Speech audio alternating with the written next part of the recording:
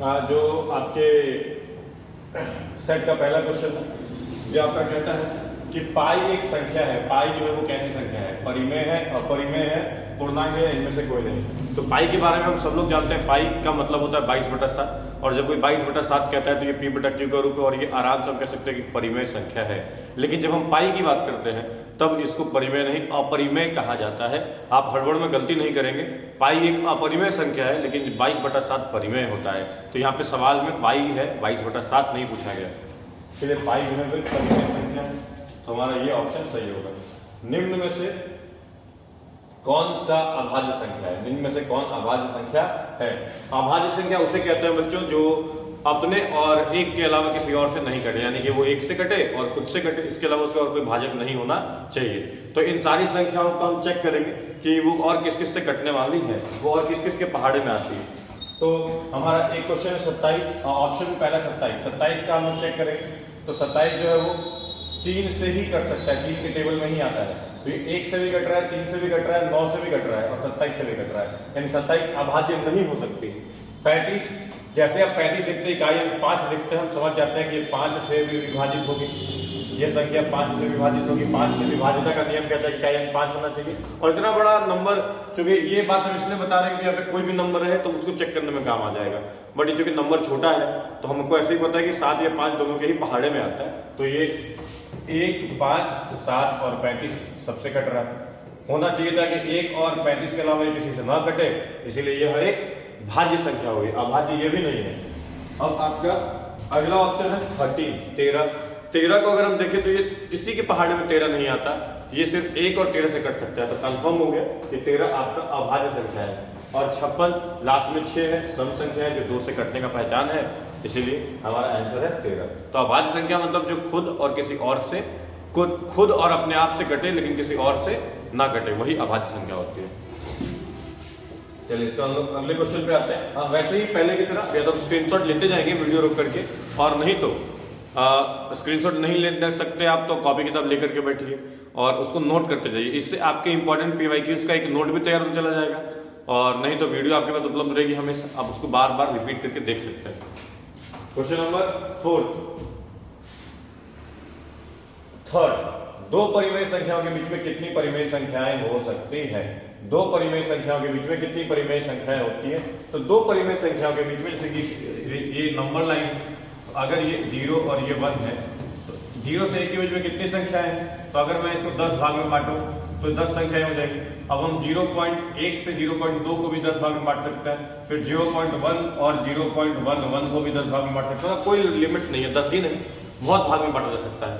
तो दो परिमेय संख्याओं के बीच में अनंत परिमेय संख्याएं होती है। इसके बाद क्वेश्चन नंबर 4, स्क्वायर, ये ऐसे जो लिखा है उसको हम लोग यही समझेंगे। ये है आपका √2 जो है वो क्या है? तो यह एक परिमेय है, अपरिमेय है। तो जैसे ही रूट देख लेते हैं और रूट के अंदर परफेक्ट स्क्वायर नहीं है, पूर्ण संख्या नहीं है, पूर्ण वर्ग नहीं है, तो हम समझ जाते हैं कि वह एक अपरिमेय संख्या है। तो ये अपरिमेय संख्या है। ठीक, आगे बढ़ते हैं हम लोग। क्वेश्चन नंबर 5 जो है आपके बहुपद का हिस्से का है। द्विघात बहुपद किसे कहते हैं? जिस बहुपद का घात 2 होता है, जिस बहुपद के घात 2 हो, जिनका हल 2 हो, यानी कि ये भी हम कह सकते हैं कि एक जो बहुपद है उसके घात के बराबर ही उसके हल हुआ करते हैं। ठीक है, तो इस जो द्विघात बहुपद के शून्यक जो है वो कौन है? कौन इसके हल हो सकता है? इसमें x के कौन कौन से मानों को रख करके, कौन से 2 मानों को रख करके इस पूरे के पूरे बहुपद के मान को शून्य किया जा सकता है।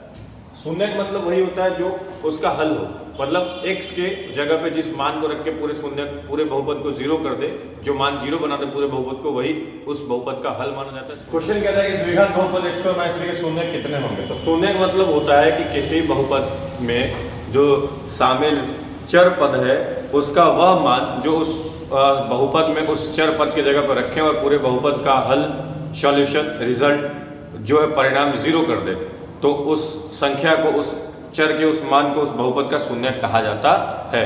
तो फिलहाल x² - 3 को हम लोग पहले तरीके से हल करेंगे। पहला तरीका होगा कि जो क्लास में पढ़ते आ रहे हैं, और दूसरा तरीका होगा ऑप्शन से चेक कर लेना। तो आपको दोनों समझना होगा, बट एग्जाम में आपको ये देख के जज कर लेना है किससे हम ज्यादा समझते हैं, आपको किससे ज्यादा जल्दी सॉल्व करने आ जाता है। x² - 3 पहले मेथड, इसको फैक्टराइज करने का तरीका। x बराबर हो गया आपका x स्क्वायर बराबर हो गया 3, इसके बाद x बराबर हो गया √3, यानी कि हम इसको कह सकते हैं प्लस √3 और माइनस √3, प्लस √3 और माइनस √3। दूसरा तरीका क्या कहता है? दूसरा तरीका कहता है कि ऑप्शन से चेक कर लेना। ये आपके ऑप्शन से -√3 प्लस √3, ये आपका ऑप्शन है -3 और -3। तो हम लोग ऑप्शन से चेक करेंगे। दूसरा मेथड कहता है इसको चेक करने का कि 3 और 3 को हम इसमें बारी बारी से पुट करेंगे। तो x की जगह पर जैसे ही 3 रखते हैं तो 3 का स्क्वायर -3, 3 3 9, 9 -3 यानी कि 6, यानी कि जो 3 है इसका शून्य नहीं हो सकता। Option number 1 cancel. Option number B, option number B कहता है -√3, जो x का एक शून्य ये और एक दूसरा ये है, तो एक इसको चेक करते हैं। एक चेक हो जाएगा तो दूसरे पे जाएंगे, दोनों सही तो मतलब ऑप्शन सही। तो √3 का स्क्वायर -3 यानी कि 3 -3, -√3 का स्क्वायर का मतलब होता है -√3 इंटू -√3 माइनस माइनस प्लस और √3 का √9 यानी कि 3, और ऐसे भी हम लोग स्क्वायर से रूट कैंसिल कर सकते हैं, तो रिजल्ट देता है आपका 3। इसका मतलब है कि 3 - 3 = 0, यानी कि -√3 इसका हल है, और यह +√3 है तो ये ऑटोमेटिक -√3 इसका हल हो सकता है, तो +√3 भी इसका हल है। इसीलिए जो x² - 3 के शून्य होने वाले वो b ही होने वाले, हम लोग और ऑप्शन चेक नहीं करेंगे। ठीक है, आप स्क्रीनशॉट ले लेंगे और नहीं तो वीडियो को आप रिवर्स करके दोबारा समझ लेंगे। क्या तरीका है दोनों? पहला तरीका पुराना मेथड फैक्टराइज करिए, गुणनखंड करिए, और गुणनखंड करने के बाद x के आपके जो भी दोनों मान मिलेंगे वही मान उसके शून्य कहलाते हैं। दूसरा तरीका ऑप्शन से चेक कर लेना, जो दिए गए x के शून्यकों को बारी बारी से ऑप्शन में रख के और हल करेंगे। अगर 0 आ जाएगा तो हम समझ जाएंगे कि यही सही ऑप्शन है। अगर ऐसा नहीं हो पाता है तो इनमें से कोई नहीं ऑप्शन में होना चाहिए। आगे बढ़ेंगे हम लोग अगले क्वेश्चन पे। अगला क्वेश्चन हमें कहता है कि रैखिक बहुपद के शून्यों की संख्या कितनी है? रैखिक बहुपद वह बहुपद होता है जिसका घात 1 होता है, जिसकी घात जो होनी चाहिए वो 1 होनी चाहिए। और इसके पिछले वाले क्वेश्चन में द्विघाती बोला था तो घात 2 था, हल 2 थे। यहाँ लीनियर बोला है, रैखिक बहुपद बोला है जिसका घात 1 होना चाहिए, इसके हल शून्य के भी इस बहुपद के 1 ही होते हैं।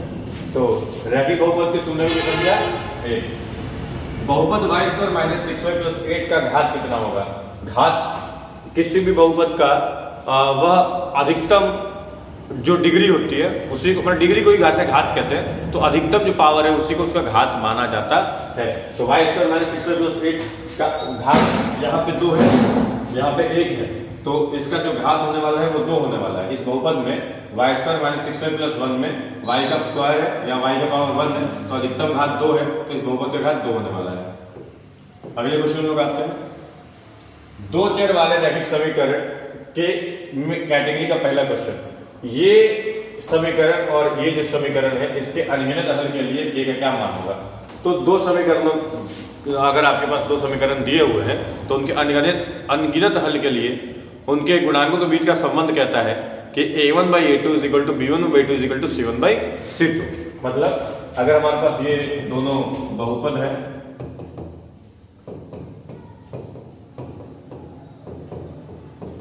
तो आपका ये हो गया a1,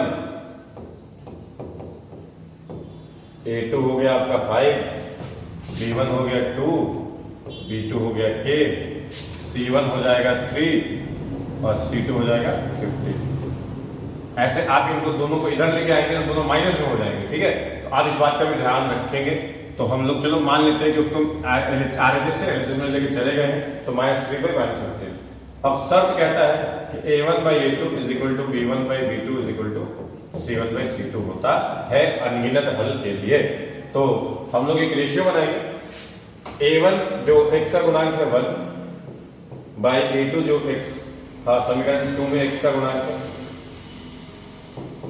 b1 है 2 और b2 है k। हम इनके लिए इसको हल कर लेंगे, तीसरे समीकरण को रहने दे सकते हैं हम, इसी को हम लोग हल करके x का मान ज्ञात, k का मान ज्ञात कर लेंगे। तो तिरछा गुणा करके कहता है 1 × k = 2 × 5, यानी k बराबर होता है आपका 10, यानी k का मान हो गया आपका 10। ठीक है, ये पहला तरीका हुआ। दूसरा था हम ऑप्शन में k के मान को, अलग अलग मानों को 5 को इस ऑप्शन में रख करके और फिर से a1/a2 b1/2 के रेशियो को चेक कर लेते हैं। जैसे k की जगह पे इसको हम कैसे चेक कर सकते थे, और इसको हम ऐसे चेक कर सकते थे कि यदि k बराबर ऑप्शन नंबर 5 मानते हैं तो a1/a2 यानी 1/5, b1/b2, b2 हमारा k के जगह पे 5 हुआ होता तो 2/5, ये सही नहीं है, it is not equal to, तो ऑप्शन नंबर 5 कैंसल्ड। ऐसे k के जगह पे 10 को रखते तो 2/10 करके देखते 1/5 के बराबर आ जाता तो वो सही हो जाता। तो ये ऑप्शन से चेक करने की विधि है। हालांकि जो जिनको कॉन्सेप्ट ये पता है, ये वाला कॉन्सेप्ट पता है, वो ऑप्शन चेक करके आसानी से हल निकाल सकते हैं। चलिए तो स्क्रीनशॉट ले लीजिए, ले लिए। चलिए आगे बढ़ते हैं। क्वेश्चन नंबर 10 कहता है कि यदि रैखिक समीकरणों का युग्म संगत है तो रेखाएं क्या होंगी। युग्म संगत है का मतलब कि अगर उनका जो हल आता है, हम जब उसका ग्राफ बनाते हैं तो ग्राफ 3 स्थितियां बनती है उनकी। पहली स्थिति या तो वो प्रतिच्छेदित करेगी या तो नहीं करेगी। अगर प्रतिच्छेदित करेगी तो फिर 2 स्थितियां बनती हैं। अगर प्रतिच्छेदित करेगी तो किसी एक बिंदु पे कटेगी, और नहीं तो फिर एक दूसरे को पूरे तरीके से कवर कर देगी, उसको मतलब कोइंसाइड कर जाएगी। तो ऐसे स्थिति में 3 कंडीशन बना। पहला, प्रतिच्छेदित करेगी तो एक बिंदु पे तो एक हल होगा। प्रतिच्छेदित करेगी लेकिन इस प्रकार से कि एक लाइन दूसरी लाइन पे पूरा ढक पूरे उसको कवर कर ले, यानी कोइंसाइड कर जाए, इसी को संपाती होना बोलते हैं। संपाती हो जाए तो यहाँ पे अनगिनत हल हो जाएंगे। और तीसरी स्थिति के प्रतिच्छेद करे ही नहीं, मिले ही नहीं एक दूसरे से, तो यहाँ पे कोई भी हल संभव नहीं होगा। तो क्वेश्चन कहता है कि यानी कि देखिए अगर ग्राफ ऐसे है तो एक हल प्रतिच्छेदित बोलते हैं इसको। अगर ग्राफ एक ऐसे है और दूसरा इसी के ऊपर ऐसे करके लाई कर गया, संपाती और कोइंसाइड कर गया, तो इसके अनगिनत हल, अनगिनत हल, ये ग्राफ जो इसको संपाती कहा जाए। और तीसरी स्थिति बनती है ऐसे समांतर, इसका कोई भी हल नहीं है, इसको बोलते हैं नो सॉल्यूशन। ठीक है, तो अप्रतिच्छेदित ग्राफ होगा इसका। तो कहता है कि रैखिक समीकरण के युग्म संगत हो। संगत का मतलब होता है हल, या तो एक हल या अनेक हल, या तो उसके एक हल होने चाहिए या तो उसके अनेक हल होने चाहिए। एक हल या अनेक हल किसी भी एक स्थिति में होने चाहिए। तो या तो प्रतिच्छेदी होनी चाहिए या तो फिर संपाती होनी चाहिए। इसलिए ऑप्शन नंबर सी आपका सही है। हमेशा संपाती नहीं हो सकती, कंसिस्टेंट में हमेशा संपाती नहीं कहता, और ना ही समांतर हो सकता है हमेशा। समांतर तो कंसिस्टेंट है ही नहीं, और हमेशा प्रतिच्छेदी भी नहीं रह सकती, क्योंकि संपाती वाली भी एक स्थिति बनती है। तो इतना ध्यान रखेंगे हम इस ऑप्शन में। यदि हमको संगत युग्म संगत है समीकरण तो वो प्रतिच्छेदी या संपाती होने चाहिए। समीकरण के हल क्या है, तो आपके जो समीकरण दिए गए हैं, हम लोग इस क्वेश्चन को ऑप्शन बना लेंगे झट से। ठीक है, ऑप्शन क्या कहता है हमारा, यदि x बराबर 2 है तो 2x प्लस 3y बराबर 11। हम लोग पहले पहला ऑप्शन x और y का इसमें रख के चेक करेंगे। अगर ये वेरीफाइड हो तो समीकरण 1 से RHS के बराबर आ जाता है हल, समीकरण 2 को चेक करेंगे, नहीं आ पाता है तो यानी ये ऑप्शन गलत है, आगे बढ़ जाएंगे। तो x का मान यहाँ पे 2 है और y का 4 है, तो 2 × 2 plus 3 × 4, 2 2 = 4 plus 7 is equal to 11, यानी कि इज इक्वल टू RHS। यानी कि समीकरण 1 के x और y का जो मान है वो पहले समीकरण को फिट बैठता है। अब दूसरे समीकरण में देखते हैं, 2x - 4y is equal to -24। x का मान था 2 और y का मान था 4, तो 2 × 2 - 4 × 4, ये होता है 4 - 4 बराबर 0। 4 चौके 16, 4 चौके 16। ये लाइन गलत है थोड़ी, इसका मतलब होता है 4 - 4 चौके 16 यानी कि -12, जबकि RHS आपका कहता है कितना होना चाहिए, -24। यानी कि ये जो हल है वो समीकरण 2 को सेटिस्फाई नहीं करता है, तो आपका पहला ऑप्शन हो गया गलत। अब हम लोग आएंगे दूसरे ऑप्शन पे, यानी ये ऑप्शन आपका सही नहीं है।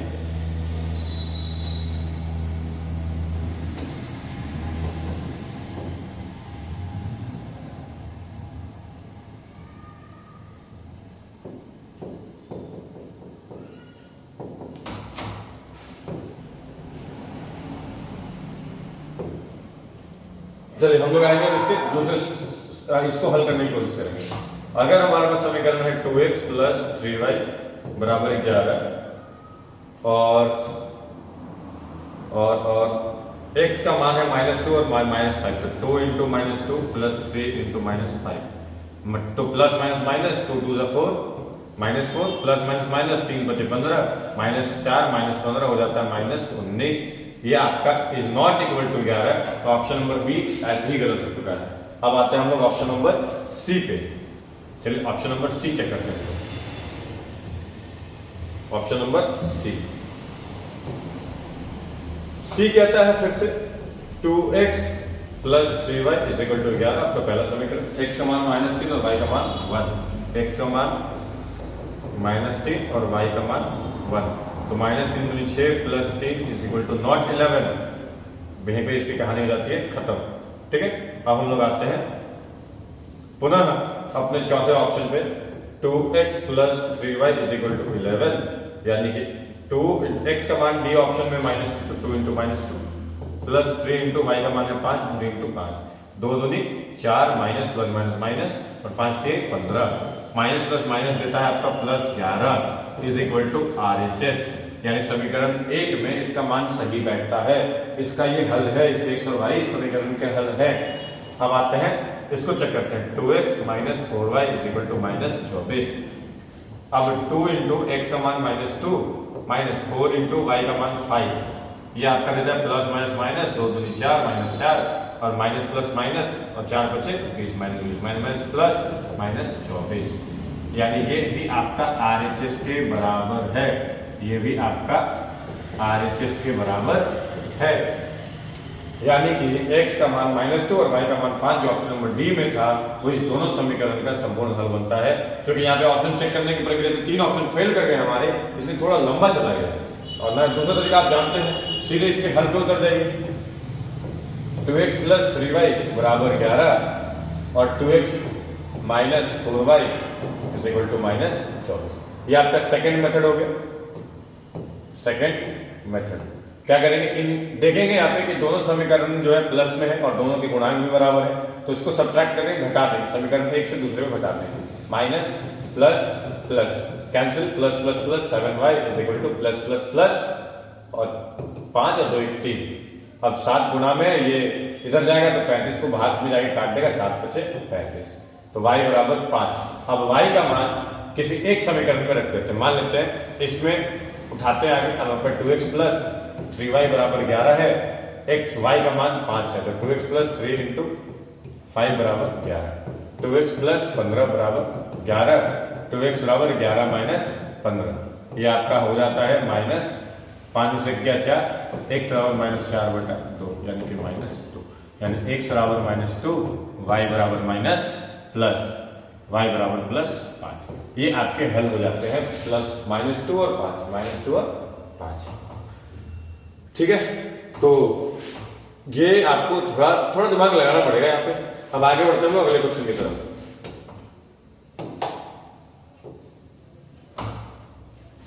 अब ये क्वेश्चन कहता है एपी से है, क्वेश्चन नंबर 12 कहता है कि 4, 10, 16, 22 का सारवंतर यानी कि डी क्या है। तो डी जो होता है हमेशा T2 माइनस T1 या T3 माइनस T2, या और अगला मतलब एक टर्म से उसके पिछले टर्म के बीच का अंतर। तो आपका इसमें T1, ये है T2, ये है T3, ऐसे करके इसको A1 A2 A3 भी कहा जाता है। तो T2 माइनस T1 यानी कि 10 माइनस 4 6, 16 माइनस 10 यानी कि 6, यानी कि ऑप्शन नंबर 3। एपी का सामान्य पद इतना है, यानी कि आपका जो Pn है जिसको आप An भी कहते हैं वो 3n प्लस 5 है। अब मान लो, सपोज कर लेते हैं, लेट कर लेते हैं कि n बराबर 1, पद की संख्या 1 है, तो आपका जो पहला पद हो जाएगा t इंटू 1 जोड़ 5 मतलब 8 हो जाएगा, 3 3 और 5 8। माना कि n बराबर 2, तो आपका अगर 2 पद है तो 3 गुने 2 प्लस 5 6 और 5, 3 गुने 6 और 5 11, 2 पद आपके 8 और 11 आ गए, तो अंतर कितने का हो गया T2 माइनस T1 यानी 11 माइनस 8 यानी कि T, option number B. Screenshot लेते जाएंगे आप आराम से। क्वेश्चन नंबर 14 ये कहता है कि 200 प्राकृतिक संख्याओं का प्रथम योग कितना है। तो प्रथम 200 प्राकृतिक संख्याओं का योग निकालने का तरीका है n इंटू n प्लस 1/2, जितनी संख्याएं बोलेगा उतना गुने उससे एक ज्यादा, 200 प्लस 1 यानी कि 201 बटा 2। तो 2 से ये 100 बार में कट गया। अब 100 गुने 201 आपका होता है 20,100। 20,100 काम यहाँ पे समाप्त। यानी फॉर्मूला आप याद रखिएगा n+n/1/2। दो समरूप त्रिभुजों की भुजाओं का अनुपात 4/9 है, तो इन त्रिभुजों के क्षेत्रफल का अनुपात क्या होगा?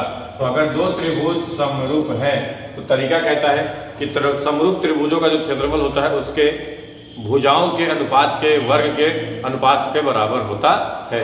फिर से जो त्रिभुज यदि समरूप है तो समरूप भुजाओं मान लिया जाए कि ये साइड ए है और ये साइड बी है, तो इसका जो एरिया 1 बटा एरिया 2, ये एरिया 1 है, ये एरिया 2 है, तो एरिया का जो अनुपात होता है वो इसकी भुजा के अनुपात के वर्ग के बराबर होता है, या फिर भुजा के वर्ग के अनुपात के बराबर होता है, एक ही बात है। तो ये 4/9 भुजा का अनुपात है, तो वर्ग करेंगे 4/9 का स्क्वायर यानी 16/81 इसका सही जवाब है। और इतना ही नहीं, आप याद रखिएगा कि त्रिभुजों की भुजा जो कहाँ है क्षेत्रफल लिखा होगा, जो क्षेत्रफल होता है जो त्रिभुज की भुजाओं के वर्ग के अनुपात के बराबर होता है, वैसे ही ये जो क्षेत्रफल है वो त्रिभुज की भुजा के वर्ग के अनुपात के बराबर होता है, हाइट के अनुपात वर्ग के अनुपात के बराबर होता है। वैसे ही परिमाप के साथ भी करता है, दोनों त्रिभुजों का परिमाप का वर्ग भी, परिमाप के अनुपात का वर्ग भी क्षेत्रफल के अनुपात के बराबर होता है। अगला क्वेश्चन, सभी समबाहु त्रिभुज जो होते हैं वो क्या होंगे? एक ये है और एक ये है, दोनों ही समबाहु त्रिभुज है, इक्विलेटरल ट्रायंगल, दोनों ही इक्विलेटरल ट्रायंगल है। तो क्या ये दोनों क्या होंगे? साइज पे हम नहीं जाएंगे जब तक कि हमको समरूप त्रिभुज के भुजाओं की लंबाई नहीं मालूम। समरूप समबाहु त्रिभुज है ओके, कोई बात नहीं है, लेकिन अगर इनकी भुजाएं नहीं मालूम, कोण तो सबके 60 डिग्री ही होंगे, लेकिन उनकी भुजाओं की लंबाइयां अलग अलग हो सकती हैं। और जब भुजाओं की लंबाइयां अलग हो गई, एक भाग भी अलग हो गया, तो वो सर्वांगसम नहीं कहला सकता, वो समरूप तक ही रह पाएगा। तो यानी कि सभी समबाहु त्रिभुज समरूप होते हैं। कहता है कि ये किस पाद में स्थित होगा? तो ग्राफ का हिस्सा जो हमारा इस प्रकार से बनता है। अगर वो पहला पाद है, फर्स्ट क्वाड्रेंट है, तो इसमें जो नियामक होते हैं प्लस प्लस होता है, इसमें जो होता है माइनस प्लस, इसमें माइनस माइनस और इसमें प्लस माइनस। ये बात हमको ध्यान रखनी है, ठीक है। तो आपका जो बहुपद है -4 और +3 है, यानी कि माइनस और प्लस का जोड़ा बन रहा है, माइनस और प्लस। तो माइनस और प्लस आपका द्वितीय पाद में स्थित होगा। अगर प्लस प्लस तो प्रथम, माइनस माइनस तो थर्ड और प्लस माइनस तो फोर्थ। 2, 3 और 4 के बीच की दूरी कितनी होगी? तो ये ऑप्शन आपका, ये ऑप्शन है, इसको ऐसे लिख सकते हैं 2√2 और ये ऑप्शन है 2√3। तो बीच की दूरी कितनी होगी? ये आपके दो बिंदु हैं, बिंदु ए 2 और 3, बिंदु बी 4 और 1। तो क्या करेंगे हम लोग? दूरी सूत्र लगाएंगे, जो डिस्टेंस फॉर्मूला होता है, डिस्टेंस फॉर्मूला दूरी सूत्र, वो कहता है कि x2 माइनस x1, ये आपके मान लिए x1 और y1 है और ये x2 और y2। तो x2 माइनस x1 यानी 4 minus 2 plus y2 minus y1 1 minus 3, और ये दोनों के स्क्वायर होते हैं। अब चलिए हम लोग इसको करते हैं आगे। 4 माइनस 2 का स्क्वायर प्लस 1 माइनस 3 यानी कि -2 का स्क्वायर। आगे कहानी बढ़ाते हैं, 2 का वर्ग करेंगे 4 आएगा, प्लस माइनस 2 का स्क्वायर करेंगे तो +4 आएगा। 4 4 8 √8 मतलब √2 × 2 × 2 मतलब 2√2, यानी कि कहानी आपकी हो जाएगी 2√2। स्क्रीनशॉट ले लेंगे आप। मूल बिंदु के निर्देशांक कितने होते हैं? कहाँ होते हैं मूल बिंदु? यानी ग्राफ के x और y जहाँ पे कटते हैं इसको मूल बिंदु कहा जाता है। तो ये O जो होता है वो 0 0 होता है, ये हो गया। और अगर कोई बिंदु x अक्ष पे है तो उसका y नियामक 0 होगा, और अगर y अक्ष पे है तो उसका x नियामक 0 होगा। यानी कि अगर ग्राफ नियामक हमारे इस प्रकार से दिए हुए हैं, अगर y नियामक 0 है तो ये किस पे जाएगा? x अक्ष पे जाएगा। अगर x 0 है तो ये y अक्ष पे जाएगा। चलिए 1 प्लस tan स्क्वायर ए का मान कितना होगा। तो हमारा जो फॉर्मूला है मैंने पहले ही कहा है कि फॉर्मूले का लिस्ट आपको याद रखना चाहिए। सीधे सीधे कई सवाल जो होते हैं वो सीधे फॉर्मूले से आ जाते हैं, और ये सवाल तो आपके 2015, 17 और 21 में रिपीटेड क्वेश्चन है, तो और भी ऐसे क्वेश्चन आ सकते हैं। तो फॉर्मूला आपको याद होना चाहिए। फॉर्मूला कहता था six square theta plus six square minus tan square, six square theta minus tan square theta is equal to 1। ये फॉर्मूला था, और इसमें मांगा है 1 प्लस tan स्क्वायर, तो माइनस tan स्क्वायर को ट्रांसपोज करके आगे की तरफ लेके चले जाइए। sec square theta is equal to 1 plus tan square theta. यानी इतना टाइम इसलिए लगेगा कि मैं फॉर्मूला बता रहा हूं, और जिनको याद होगा उनको कुछ सोचना ही नहीं है। तो 1 plus tan square is equal to sec square. सोचना ही नहीं है का मतलब ये नहीं कि फॉर्मूला ही नहीं सोचना है। सोचना नहीं है का मतलब होता है कि आपको उस पर ज्यादा टाइम वेस्ट नहीं करना है, स्वतः ही वो आंसर आपके दिमाग में आ जाएगा। चलिए हम लोग आगे बढ़ते हैं क्वेश्चन नंबर 22 पे। ये कहता है साइन पाई बाई 4, इसको हम लोग ऐसे समझ सकते हैं, ये sine pi by 4 minus cos pi by 4 है, इसका मान कितना होता है। तो पाई का मतलब 180 होता है, तो साइन पाई बाई 4 मतलब 180 बाई 4, यानी कि ये ऐसे कटेगा और ये हो जाएगा साइन 45 माइनस कॉस 180 बाई 4, ऐसे कटने के बाद ये बचेगा कॉस 45। तो साइन 45 माइनस कॉस 45 दोनों की वैल्यू होती है 1/√2 1/√2 is equal to 0। That's all. आगे बढ़ते हैं हम लोग क्वेश्चन पे। 23वां क्वेश्चन कहता है कि यदि square root 3 tan a, square root 3 यानी root 3 not square root 3 tan a is equal to 1, तो a का मान क्या होगा। तो हम देखेंगे tan a is equal to हो जाता है ट्रांसपोज करके मल्टीप्लाई से रूट 3 डिवाइड में आएगा 1/√3, और tan के किस डिग्री पे 1/√3 का मान आता है। तो आपको ये तो याद ही होगा, tan के 30 और 45 बहुत इंपॉर्टेंट है, और 60, 30, 45 और 60। तो tan जो 30 होता है 1/√3, और जो 45 होता है वो 1 होता है, आप याद रखिए, और 60 √3 हो जाता है। तो tan a बराबर 1/√3 मतलब हो जाता है tan 30 डिग्री, यानी कि जो a है आपका वो 30 डिग्री है। अगला क्वेश्चन कहता है tan 2 tan 30 degree divide by 1 plus tan square 30। Question कहता है 2 tan 30 degree divided by 1 plus tan square 30 degree कितना होता है। तो मान है tan थीटा का tan 30 डिग्री का tan 30 डिग्री का 1/√3 बटा 1 प्लस 1/√3 का स्क्वायर। गड़बड़ में गड़बड़ नहीं करेंगे, ये स्क्वायर यहाँ पे दिया हुआ है। आगे ये हल होगा तो ये हो गया 2/√3 डिवाइडेड बाई, यहां से मैं नीचे लिख देता हूं, ये हो गया आपका 2/√3 डिवाइडेड बाई 1 प्लस 1/1 का स्क्वायर 1 और √3 का स्क्वायर 3। ये आगे हल होगा तो ये आपका हो जाएगा 2/√3 बाई 3 प्लस 1/3। अब ये आपका यहां से ऊपर फाइनल सॉल्यूशन हो जाएगा। फाइनल सॉल्यूशन हो जाएगा 2/√3, 3 ऊपर और √3 नीचे, 4, यानी कि इसको मैं ऐसे कह सकते हैं मल्टीप्लाई बाई 3/4, 2/√3 इंटू 3/4। ये यानी एक कदम और ऊपर देख लिया जाए तो मतलब इतना आप लोग अब तक तो साल भर आपने यही कर रखा है, तो आप समझ रहे होंगे कि इसका जो डिनोमिनेटर है वो ऊपर चला गया और इसका डिनोमिनेटर नीचे आ गया। तो 3 2 से 2 बार में कैंसिल, तो आपका जवाब आता है √3 से √3 बार में कैंसिल, तो √3/2। आपका जवाब आता है √3/2। और √3/2 यहाँ पे किस चीज का मान है, कौन किसका मान है, sin 60।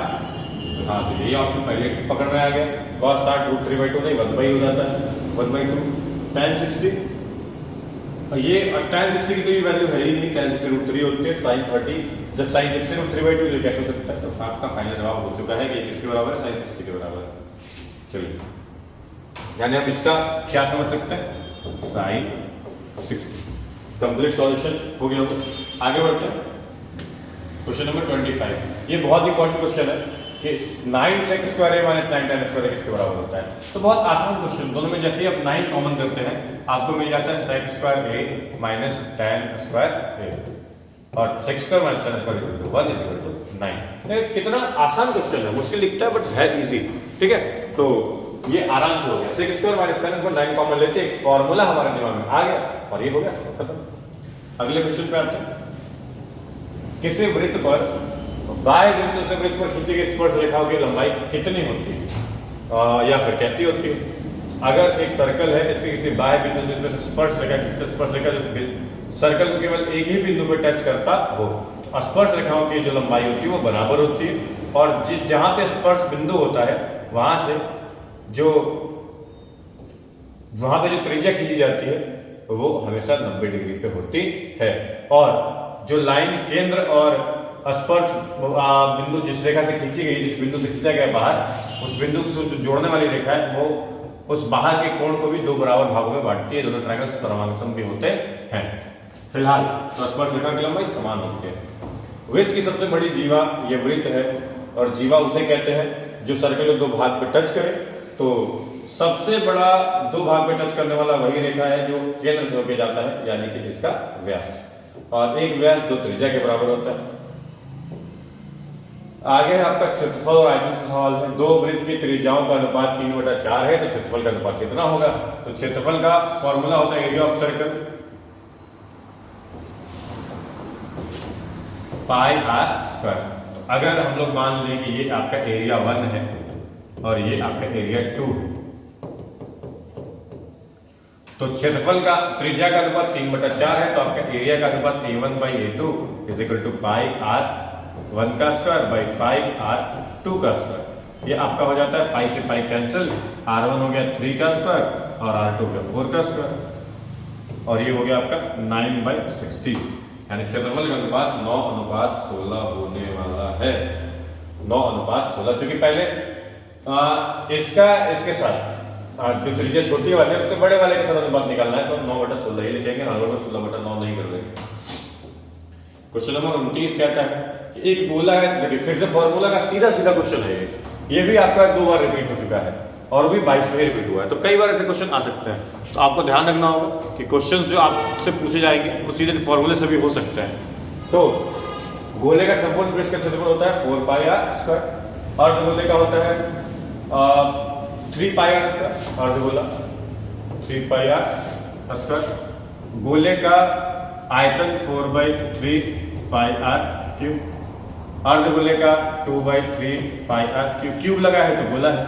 इसके अलावा इसका वक्र पृष्ठ होता है 2 पाई आर स्क्वायर, और कुल पृष्ठ होता है 3 पाई आर स्क्वायर अर्धगोले का। इस सवाल में गोले का संपूर्ण पृष्ठ क्षेत्रफल तो 4 पाई आर स्क्वायर।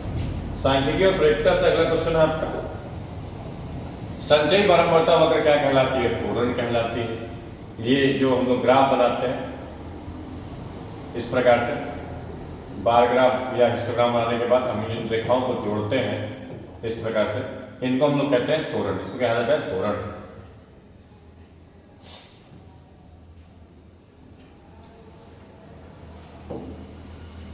चलिए इसके बाद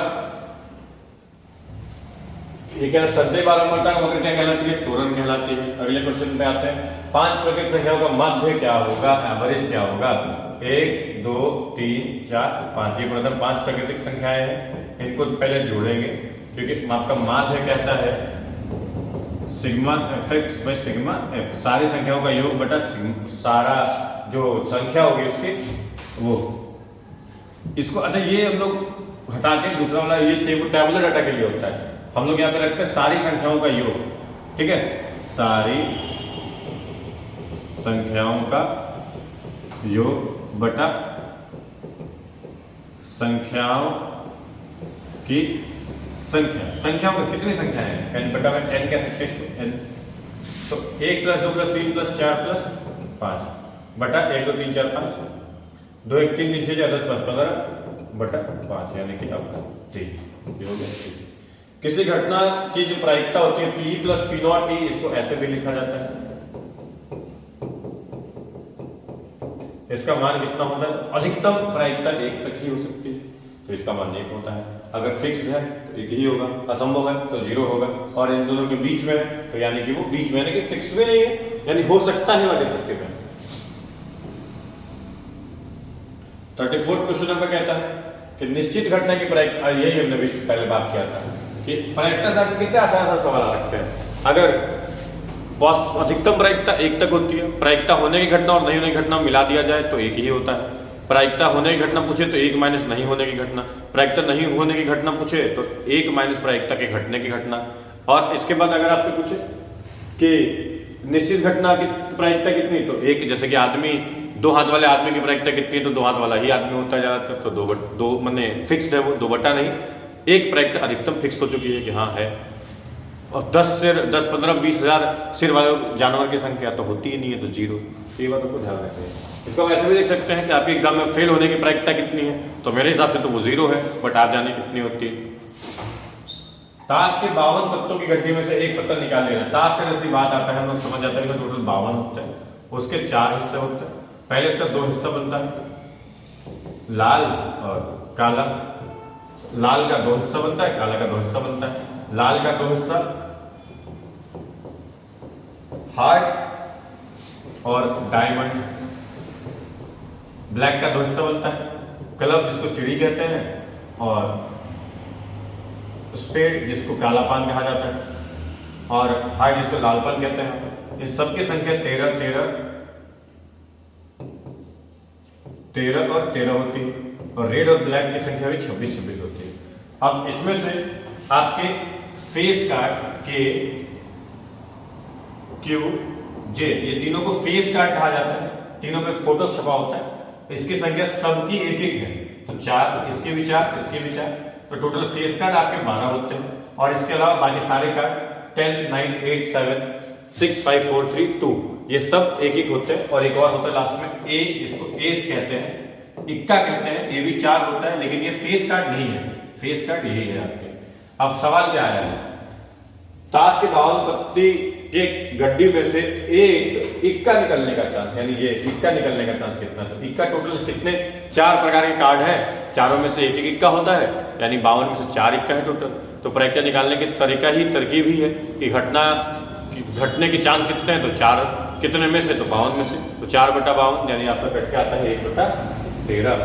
ऐसे किसी का भी पूछेंगे एक फेस कार्ड का प्रायिकता, तो फेस कार्ड टोटल 12 होते हैं, तो 12/52। पूछेगा कि एक किंग, यानी कि जो आपका, जिसको हम राजा भी कहते हैं, जिसको हम लोग बादशाह भी कहते हैं, तो बादशाह का कोई कार्ड है, उसका क्या होगा प्रायिकता, तो बादशाह भी 4 होता है, 4/52। अब एक लाल का बादशाह, तो लाल 2 प्रकार के कार्ड होते हैं, तो एक बादशाह लाल हार्ट का होगा, एक डायमंड का होगा, एक लालपन का, एक ईंट का, तो 2 बादशाह का 52 में से पूछ रहा है, तो 2/52 करना पड़ेगा। तो ऐसे करके हमको ये दिमाग में दौड़ाना पड़ेगा, इसको एक दोबारा रिवाइज करेंगे, आपको समझ में आ जाएंगी चीजें। स्क्रीनशॉट ले लीजिए। ऐसे इसके हॉट याद रखने का तरीका क्या है, हॉट आपका जैसे आप बनाते हैं इस प्रकार से, डायमंड ये है आपका, क्लब आप जिसको चिड़ी कहते हैं वो आपका इस प्रकार से दिखता है, और स्पेड आपका पान का पत्ता हो गया उल्टा। यही आपके पहचानने का तरीका है। बाकी कलर से हम जानते हैं। और इस प्रकार से हमने आज के 35 क्वेश्चंस को रिपीट करा है, और शायद 1-2 क्वेश्चन में मिसिंग भी है। तो अब इसके बाद हम लोग अगले क्लास में फिर से कुछ दूसरे ऑब्जेक्टिव के साथ मिलेंगे। मैं एक बार फिर आपसे दोहराऊंगा कि आप अपने बुक में रिवीजन के समय, रिवीजन के पहले फॉर्मूला की एक लिस्ट बनाइए, रोज उसको पढ़िए दवाई की तरह, सुबह शाम पढ़ते पढ़ते चीजें कब आपको याद हो जाएगी, वो खुद याद नहीं रहेगा, रट्टा मारने की जरूरत नहीं पड़ेगी आपको, और आपके फॉर्मूला से सीधे सीधे क्वेश्चन कई सारे बन जाते हैं। तो अगर आप सीरियस होकर के अच्छे मार्क्स मैथ्स में लाना चाहते हैं तो आप पहले फॉर्मूला सारा याद करिए, फिर दिए गए क्वेश्चंस जो आपने देख रखे हैं इनके आधार पे आप अंदाजा लगा सकते हैं कि कौन से क्वेश्चन आपके लिए इजी होने वाले हैं, किस के आधार पे आप कुछ और क्वेश्चन प्रैक्टिस कर सकते हैं। मैं तो और कुछ क्वेश्चन लेके आऊंगा ही, बाकी ये आपकी खुद की भी जिम्मेवारी है कि आप भी कुछ करें। यही समय है आपके और आपके कुछ करने का। अगर आप कुछ नहीं करेंगे तो कोई भी आपके लिए कुछ करने वाला नहीं है। तो आज के लिए इस वीडियो में इतना ही, फिर मिलता हूँ अगले वीडियो में। तब तक के लिए आप ऐसे ही हंसते रहिए, मुस्कुराते रहिए और तैयारी में लगे रहिए। यही आपके कुछ करने का समय आया है। तो मिलते हैं अगले वीडियो में। धन्यवाद।